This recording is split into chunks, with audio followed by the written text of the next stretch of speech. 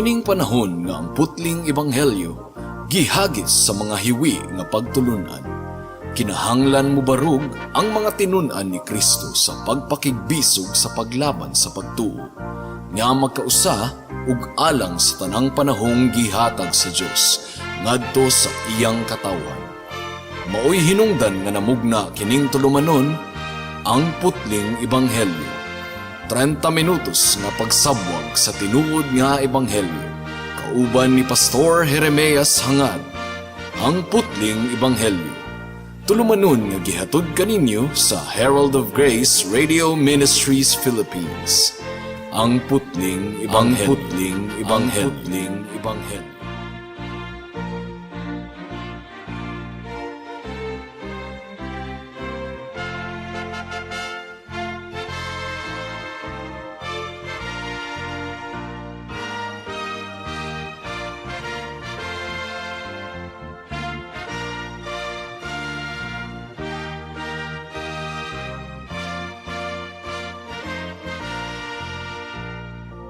Ang sibya ning takna sa kahaponon usa ka live sermon ni Pastor Jeremias Hangad. Please turn with me to Mark chapter 1 verses 12 and 13. Marcos kapitulo 1 bersikulo 12 ug 13. Ang giingon diri mga kaigsuonan, diha-diha gipaadto si Jesus sa Espiritu Santo ngadto sa kamingawan. Nagpabilin siya didto og 40 ka adlaw ug gitintal siya ni Satanas. Didto may ihalas nga mananap or may halas. May mga anghel usab nga miatiman kaniya. Now niadtong miaging Domingo mga kaigsuonan, gisugda nato pagtan-aw ang pagtintal ni Satanas sa atong Ginoong Hesukristo. Pagkahuman dayon sa bautismo sa atong Ginoong Hesukristo, ang giingon sa bersikulo 12, suddenly, ang giingon diri, and immediately, diha-diha dayon, ang balaang espiritu nagdala kang Juan didto sa kamingawan. But when we looked at the original Greek language, ang pulo nga gigamit sa nagdala, nagpalayas or nag-abog kaniya didto sa kamingawan. And this is really a very strong word. Mo kini ang pulo nga gigamit sa Septuagint version of the Bible nga naglarawan kang Adan ug kang Eva nga gipalayas gikan sa tanamanan sa Eden. So but pasabot ang pag-adto ni Jesus didto sa kamingawan, dili kadto aksidente mga kaigsuonan. The wilderness temptation was appointed by God. It was by God's design. Ang balaang espiritu nga mikunsad sa atong Ginoong Hesukristo mao ang susamang balaang espiritu nga nagtulod kang Jesus ngadto sa kamingawan. Ug mausab kadto ang susamang balaang espiritu nga mao'y maghatag kang Jesus og kadaugan gikan sa pagtintal ni Satanas. Ug tungod kay ang Gospel of Mark murag telegrama, paspas kayo ang iyang pag-record sa mga panghitabo, kinahanglang atong konsultahon ang parallel passage sa Matthew chapter 4 verses 1 to 11 sa atong pagpamalandong ning takna sa kagabihon. Unsa man gyud ang mga specific nga nahitabo sa pagtintal ni Satanas sa atong Ginoong Hesukristo. Now, last Sunday nag-focus kita primarily kang Satanas. Nga si Satanas bakakon, nga si Satanas maninintal ug kriminal. Sama siya sa leon nga nagagulo ug nangita og iyang tukbunon. Ning takna sa kagabihon didto kita mag-focus sa specific nga pagtintal ni Satanas sa atong Ginoong Hesukristo. So adunay tulo ka bahin ang atong pagpamalandong ning takna sa kagabihon. Una, giatubang ni Jesus ang tulo ka pagtintal. Ug makita nato sa Matthew chapter 4 verse 3 ang unang pagtintal. Matthew chapter 4 verse 3, mao kini ang unang pagtintal. Ug miduol kaniya ang yawa nga nag-ingon, anak ka man kaha sa Dios, himuang pan kining mga bato. So unsa man kining unang pagtintal mga kaigsuonan, gitintal ni Satanas si Jesus aron muhimo og personal nga milagro kung ikaw anak sa Dios. Grabe no?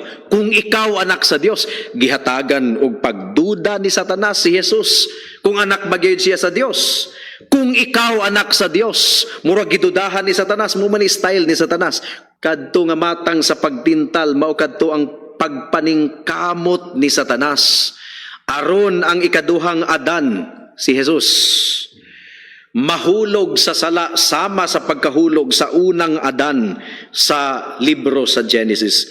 It was an effort to cause Jesus to use His power aron gamiton niya ang iyang gahom, aron pag-perform og milagro, aron matagbaw ang iyang kaugalingong unudnon nga panginahanglan. Jesus Christ was very hungry at that time. Gigutom kayo siya. Apan ang tubag sa atong Ginoong Hesukristo, gikutlo ni Jesus ang Deuteronomy chapter 8 verse 3. Mao kini giingon sa Matthew chapter 4 verse 4. Ang giingon diri, mitubag si Jesus. Ang kasulatan nag-ingon, ang tawo mabuhi dili sa pan lamang, kundili sa matagpulong usab nga isulti sa Dios. So napakya si Satanas sa unang pagtintal. Midiretso na usab si Satanas sa ikaduhang pagtintal. Versikulo 5 ug 6. Unya gidala si Jesus sa yawa ngadto sa Jerusalem, ang balaang syudad, ug gipatindog siya sa kinatas ang bahin sa templo, ug giingnan, anak ka man kaha sa Dios.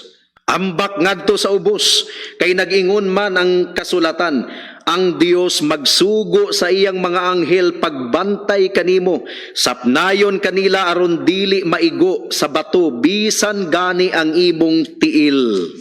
Again, misulay si Satanas sa pagtintal kang Jesus sama sa iyang pagtintal kang Adan ug kang Eva. Satan was trying to tempt Jesus into distrusting God, dudahan ng Diyos. Si Kristo mao ang Mesiyas, siya ang manluluwas. Pero giunsa man ni Jesus sa pagsiguro, di ba? Kung gisunod ni Jesus ang pagtintal ni Satanas, muambak siya sa templo, unya sapnayon gud siya sa Dios nga iyang amahan nga tinuod. Di ba maglig-on unta kadto sa iyang confidence?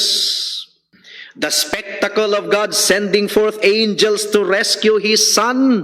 Di ba nindot kaing tanawon nga literal gayod, kung miambak si Jesus, muduol dayon ang mga anghel ug ipamatuod sa Dios amahan nga anak siya sa Dios. Well, in reality, mga kaigsuunan, kadto nga pagtintal, dili kadto naghatag og himaya sa atong Dios, kundi dili nagsatisfy sa self, sa unod, rather than trusting in God. Unsa man ang pagtuo? Ang pagtuo mao ang pagsalig sa Dios bisag walay ebidensya. Naba kitay ebidensya nga nakita nato ang Dios? May mga taong magingon nga to see is to believe. Dili na believe. Kumbaga nanginahanglag ebidensya eh. So, when you believe, ay hara ka mo tuo. Kung dunay ebidensya, but pasabot wa jud ka nagtuo. Ang giingon ni Jesus, bulahan ang nagtuo nga wala makakita. We do not see God, but we believe in Him. Now, si Satanas, kanunay nagtintal sa mga katawhan nga dudahi ang Dios, ayaw tuo sa Dios, ay hara ka mo tuo sa Dios kung dunay ebidensya, ay hara ka mo tuo sa Dios kung makita nimo siya. Munay pagtintal ni Satanas. Og dunay mga tao nga muingon nga, ay hara ko mo tuo sa Dios kung ako siyang makitaan. Wa siya kasabot sa iyang gipamulong.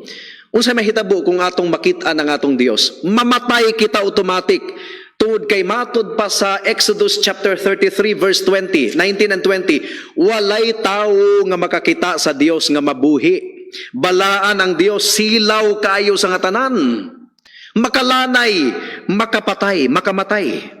Ug unsa ang tubag ni Jesus sa pagtintal ni Satanas? Gi-quote niya ang Deuteronomy 6:16 diri sa Matthew 4:7. Ang giingon diri, si Jesus mitubag, apan nag-ingon usab ang kasulatan, ayaw tintala ang Ginoo nga imong Dios. It would have been sinful for Jesus to tempt God to prove Himself. The word tempt, ang pasabot sa tempt mga kaigsunan, kining niyang mangita kag ebidensya ba? Mangita kag proof. Kung tinuod ba gayud ang Dios. Salamat na lang gani sa Ginoo kay si Pastor Antonio Fabrega. pastor namo sa una sa Iligan sa United Methodist Church. Sumala pa sa iyang kasinatian or iyang gitest ang Ginoo. Nganong magwali-wali man mo, ay hara kumutuo nga dunay Dios kung karon mismo tugkan ko og dako kayong hubag. Wa siya kabantay nga samtang gitamay niya ang Dios, samtang iya giyang gibugal-bugalan ang Dios, nangatol na dayang iyang bukton. Mutuo ra ko nga dunay Dios kung karon mismo tugkan ko og hubag, nangatol na iyang bukton, samtang gabugal-bugal siya, sige po siya katol sa iyang bukton. Mihubag yun dayon. Grasya sa Ginoo to, nahimong pastor, nahimong tinuod nga magtotoo. Dugay ra ba kayo naayo? Duulan magbulan. Lisod kayo kung atong hagito ng atong Ginoo. Dunay kaila po nato nga pastor nga every time mamuwali siya, dunay buros, dunay mabdos nga ang iyang pantawan at bang sa simbahan niya magbugal-bugal every time nga muwali ang pastor. Tabunan niya ang dunggan, then maglirap-lirap ang mata, magyunana siya. Iyang bugal-bugalan gyud niya ang pastor. Nagampo ra, nagpasensya ang pastor. Paggawas sa bata, dunay buslot ang dalunggan pero walay ingon ini, walay earlobe. Dili day nato matiaw-tiawan ang atong Dios, mga kaigsuunan. Now, bisan pa og wala tay ebidensya nga makita, the Bible clearly tells us that God has placed the truth about Him in our conscience. Your conscience knows that there is God. And your conscience knows that the gospel is the true gospel. So, mo kadto ang ikaduhang pagtintal. Ang ikatulong pagtintal, Matthew chapter 4 verse 8 and 9, ang giingon diri, unya gidala si Jesus sa yawa ngadto sa usa ka habog kayong bukid ug gipakita kaniya ang tanang gingharian sa kalibutan ug ang ilang kaanindot. Ang yawa miingon, ihatag ko kanimo kining tanan kung muluhod ka ug musimba kanako. Grabe no? Si Satanas, iyang gisaad kang Jesus nga hatagan siya og mga katawhan, ihatag ko ang tibuok gingharian sa kalibutan. Dili na kasapayan magantos pa dito sa krus, di na kasapayan nga mupatulo sa imong dugo, mupaaga sa imong dugo. Kung magantos pa man ka, simba na lang nako. If you will bow down and worship me, I will give you everything. Now, this is the essence of all temptation, mga kaigsuunan. Ang giingon ni Satanas, follow me. Talikdi ang Dios, forsake God. Ug daghan kay mga tawo nga nahulog niini nga pagtintal. Gitalikdan nila ang Dios, wala sila'y panahon alang sa Dios. Tungod kay mas gipili nila ang kwarta, mas gipili nila ang kahilayan diri sa kalibutan. This is the promise of Satan. Your desire will be met. You will have enjoyment. Ang mga Kristohanon, mga killjoy. And the whole world has believed his lie, mga kaigsuunan. Nailad ang tibuok kalibutan sa bakak ni Satanas. Nakigistorya ba ang Dios kanimo? You trade God for money. You trade God for your sin and pleasure and worldliness. The question has troubled many, kining ikatulong nga temptation. Si Satanas ba gyud ang tagiya sa kalibutan? Grabe pud kayo kuan kayo. Ang sa Tagalog pa, malakas ang loob ni Satanas na magsasabing ibibigay ko sa iyo ang buong mundo. Si Satanas ba gyud ang tagiya sa tibuok kalibutan? Nga iya manggisaad ni Kristo nga ihatag ko kanimo kining tanan kung muluhod ka og musimba kanako. Well, atong basahon ang Lucas kapitulo 4 bersikulo 6. Gihatagan sa Dios si Satanas og temporary jurisdiction sa kalibutan. Lucas kapitulo 4 bersikulo 6. Ang giingon diri, miingon ang yawa kaniya, ihatag ko kanimo kining tanang gahom ug bahandi. Kining tanan gitugyan kanako ug ako makahatag kang bisan kinsa nga gusto kong hatagan. Tinuod ba? Temporarily gitugyanan si Satanas sa Dios ug jurisdiction over the elements of this world. Unsa may giingon ni Pablo sa ikaduhang Korinto 4:3 hangtod sa 4. Ang giingon diri, mga kaigsuunan, kay kun wala hisabti ang maayong balita nga among giwali, ang wala makasabot niini kadturang wala mga luwas. Dili sila mutuo niini tungod kay gibutaan man sa Dios, small letter D. Dios niining kalibutan ang ilang hunahuna, busa dili sila makakita sa kahayag sa maayong balita mahitungod sa himaya ni Kristo nga mao ang sibo nga dagway sa Dios. So Satan in this passage is called the god of this world. Tinuod nga doon na gayoy jurisdiction si Satanas niining kalibutana. Aduna siya impluensya sa mga opinyon niining kalibutana, mga opinyon sa mga katawhan. Aduna siya impluensya sa mga tumong ug katuyuan sa mga katawhan, bisan pa sa mga values niining kalibutana. Uso na kay karon ang LGBT. Ang mga anti-Christian values, adunay impluensya si Satanas. Aduna siya impluensya sa mga ethics sa kalibutan, sa edukasyon sa kalibutan, sa politics sa kalibutan, sa mga filosofiya sa kalibutan, sociology and economics. Satan has all the influence. Apan si Satanas nagdumala nining kalibutan na by permission only. Gitugutan lamang siya sa Dios. Pero gitawag siya sa Biblia nga Dios niining kalibutan na small letter D, gamay nga letter D. Now the fact is, Jesus was stripping Satan of his dominion.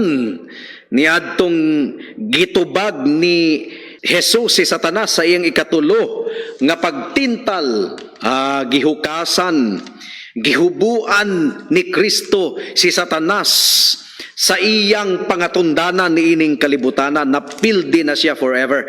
Matthew chapter 4 verse 10. Giun sa pagtubag ni Jesus si Satanas, Jesus used his authority.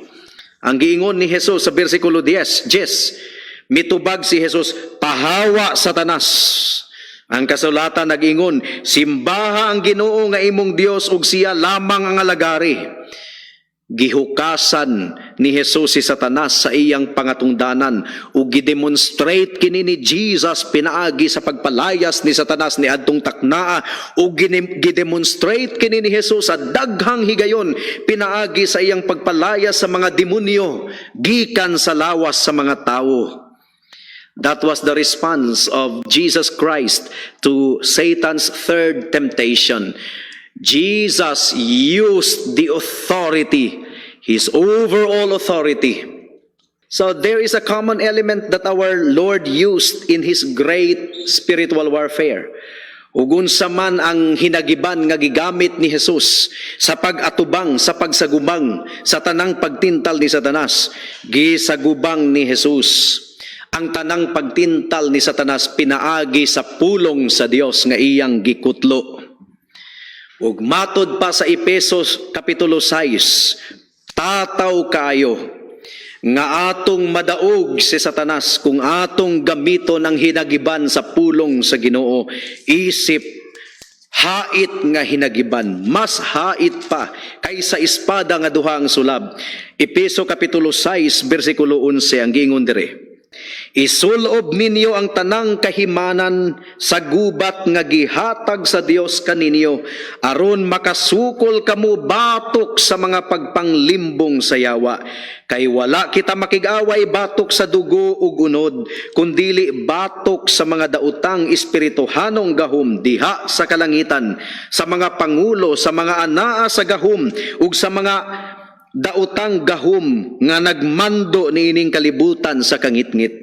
Busa dada ang tanang kahimanan sa gubat nga gikan sa Dios ug inigabot unya sa daotang adlaw makasukol kamo sa inyong kaaway sa walay pagsibog o pagundang hangtod sa katapusan. Busa pangandam kamo gamita ang kamatuuran ingon nga bakos, the belt of truth. Pulong kini sa Dios. Ang pagkamatarong ingon nga salipod sa inyong dughan ug ang kadasig sa pagsangyaw sa maayong balita sa pagigdait ingon nga inyong sapatos. Gospel preaching is also one of the weapons to expose the power of Satan.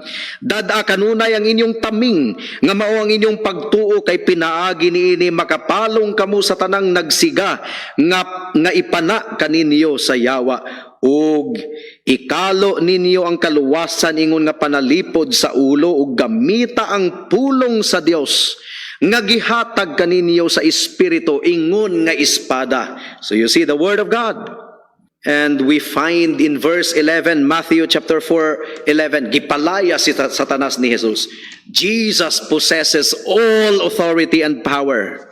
Ug unsa ang tubag ni Satanas sa bersikulo 11 sa Matthew chapter 4. Ang giingon diri, busa ang yawa mibiya kaniya. Ug unya nangabot ang mga anghel ug miatiman kaniya.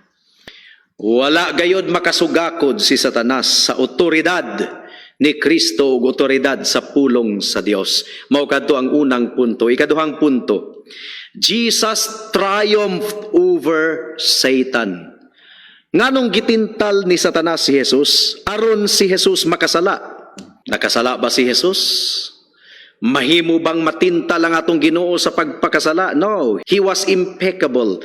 Jesus is impeccable. Ang buti pasabot, imposible gayong makasala ang atong Ginoong Hesukristo. Kita, mga kaigsuunan, kung adunay mo tintal ka nato, kung tintalon kita ni Satanas, gumikan kay ang sala, naglumlum sa atong lawas o sa atong unod. Kung sudungon nato ang pagtintal, ang sala nga naglumlum sa atong lawas, makakita sa pagtintal gikan sa gawas, maghalok kining duha ug manganak ug sala. Mao nga ang giingon sa Biblia, dagan gikan sa pagtintal. Dili nato atubangon ang pagtintal, dili kita makigdebate sa pagtintal. Kalagiho og dagan gikan sa pagtintal. Mga kung makakita kita og mga laway nga pananawon, matintal gayud kita, gumikan kay ang atong unod. Naturalmente nga makasasala gumikan kay napanunod nato ang kasalanan gikan ni Adan ug ni Eva, bisan pag giluwas na kita sa Ginoo, pero ang atong unod impluwensyado gihapon sa sala. We are tempted to kill because in reality we are natively murderers. We are tempted to disobey because in reality we are not submissive to God. Mga dali ra kaayo makatakod ang dautan kaysa sa maayo. Dali ra kayo. Kanang inyong anak nga inyong yung giamping-ampingan og duro, gitudluan og good manners and right conduct, ipakuyog sa batang kusog kay mamalikas sulod sa tulo ka adlaw, pagkahuman sa tulo ka adlaw na malikas na punang bataa. Paspas kaayong makatakod ang sala. Gumikan kay ang sala naglumlom na sa atong kinasuluran. It takes the grace of God to win or to be triumphant against temptations. That is why we need to use the weapon of the Word of God.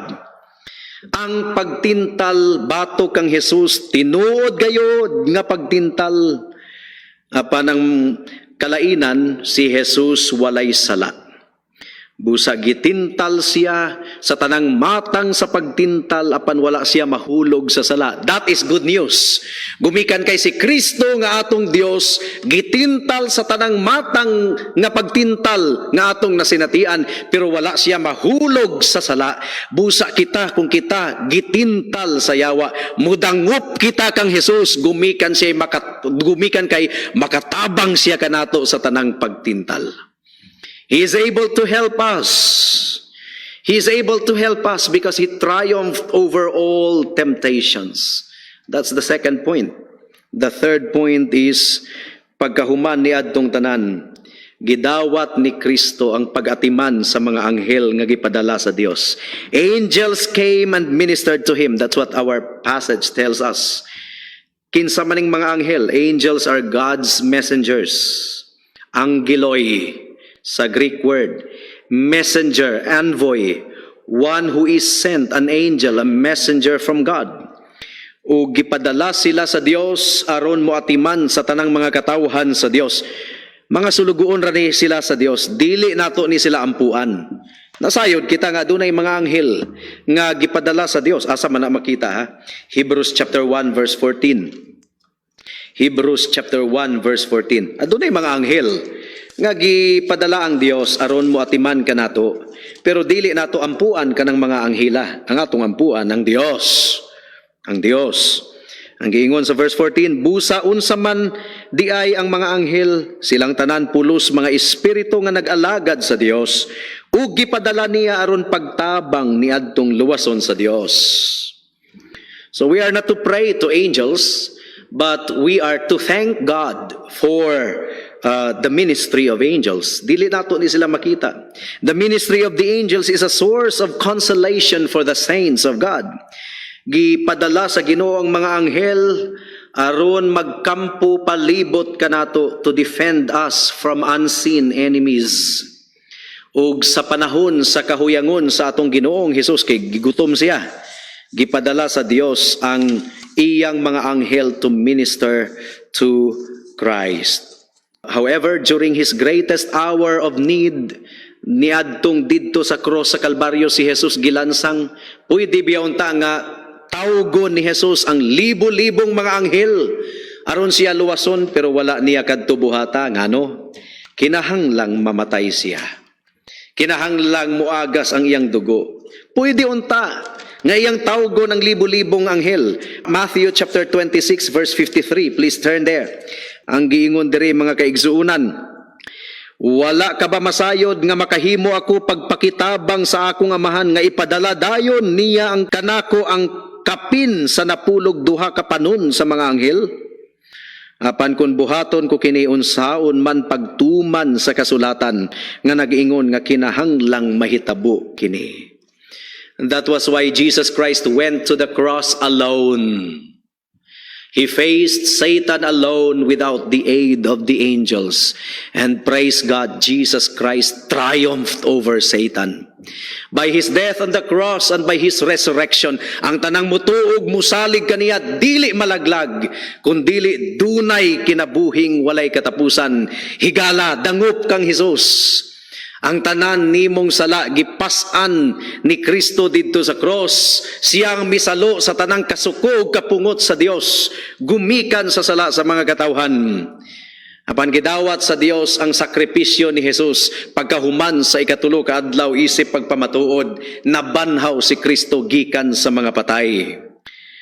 And thus we come to the end of this period of the Lord's preparation. Ang pagpangandam ni Jesus sa iyang buluhaton nakasinati siya og pagtintal. He was tempted by Satan and yet he resisted the temptation. And Jesus demonstrated with his life that he was our perfect representative. Siya ang atong perpekto nga representante. Wala mahulog si Kristo sa temptasyon, sa pagsulay. Isip representante sa iyang mga katawhan. Gihatag ni Kristo ang 100% nga pagsunod sa sugo sa Dios nga wala mahatag ni Adan nga una natong representante. Kung diin nahulog si Adan or napalpak or napakyas, si Kristo nagmadaugon mga kaigsuunan. Napildi si Satanas ug makasukol kita sa pagsulay. We must not underestimate the power of Satan. Dili nato kaminusan ang iyang pagkamangililad tungod kay duna usab siya gahom. Apan ang atong buhi nga Dios mas gamhanan. Unang Juan kapitulo 4 bersikulo 4. Unsay giingon diri? Apan mga anak, iya na kamo sa Dios ug gidaog ninyo ang mga dili matuod nga propeta, kay ang espiritu nga ana kaninyo mas gamhanan kaysa espiritu nga anaa sa mga tawo nga iya sa kalibutan. Praise God. Mga gikanta nato ni atong miaging Domingo, Ginoo kuta nga ligon, for still our ancient foe dost seek to work us woe. His craft and power are great, and armed with cruel hate. On earth is not his equal. The prince of darkness grim, we tremble not for him. Dili kita mahadlo kaniya. His rage we can endure. For lo, his doom is sure. One little word shall fell him. Higala kung ikaw wala pa kang Kristo.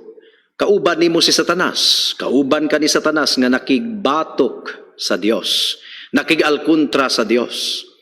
And if you will not change side, kung dili ka mo change og loyalty, biyaan si Satanas, ug mudangup kang Kristo kung maabtan ka sa imong kamatayon. Don't you know that Satan is a defeated foe? Come to Jesus Christ right now And He will cleanse you, and He will save you, and He will make you as one of His own soldiers nga makigalkontra ni Satanas. Ug diha kang Kristo, sigurado gayud ang pagdaog. Magampo kita. Salamat o Dios sa mensahe nimo ning takna sa kagabhion. Among gipangayo ang bunga niini. In Jesus' name we pray. Amen.